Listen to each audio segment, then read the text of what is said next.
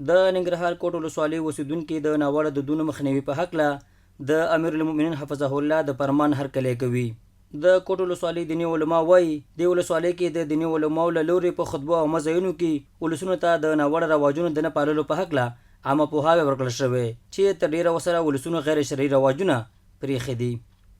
خو موږ علما کرامو په خطوباتو کې او په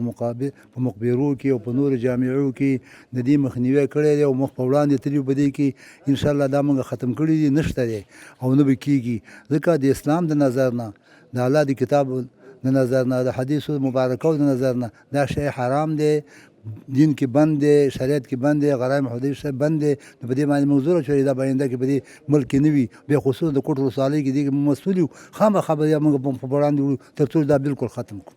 د کوټ ولسوالۍ یو تن قومي مخور وایي د ناوړه دودونو مخنیوي په هکله د امیر المؤمنین حفظه الله د فرمان وروسته او د علماو د بیانونو او نصیحتونو په پایله کې تر ډیره ولسونو غم او ښادۍ کې د ناوړه دودونو پالل پرېښي دي. هغه رواجونه چې پخوا ډېر ناکاره رواجونه نو هغه که درته ووایم چې 80% 90% د منځه تللي دي، دا به د هغې نه لرې نه وي. دا باندې د هوټلونو مسالې زموږ په دې ځای کې نشته دی. داسې په مړو کې هغه رواج چې پخوا د اولې ورځې به هغه د باده او دا ټولې مسالې د ډېر حده پورې راکمې شوي دي. موږ په دې په ورته وخت کې د کوټ ولسوالۍ مسؤلین وایي د قومي مخور علماو په هڅو د عامه پوهاوي په پایله کې د ولسوالۍ کې 90 سلنه غیر شرعي رواجونه پای ته رسېدلي دي.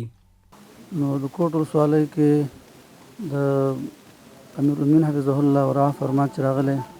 تقریبا د قومي مخورو سره د علماو کرامو سره په دې باندې مجلسونه شوي، 4 غټې غونډې شوي دي.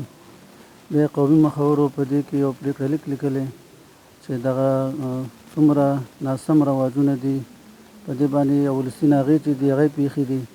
چې څوک به دغه ناسم رواجونه په خپلو مړو ژوندو کې عمرې ته څوک لاړ شي، حج ته لاړ شي، یا ناسم رواجونه به نه کوي. د کوټ ولسوالۍ اوسیدونکي له علماو قومي مخورو غواړي چې د همدې فرمان د ښه تطبیق لپاره د له ځایي مسؤلینو سره خپلې هڅې لا ګړندۍ کړي تر څو د یادو فرامینو په تطبیق سره ټولنه کې ناوړه او غیر شرعي دودونه په بشپړ ډول له منځه لاړ شي او ټولنه د سوکالۍ او نیکمرغۍ په لور حرکت وکړي.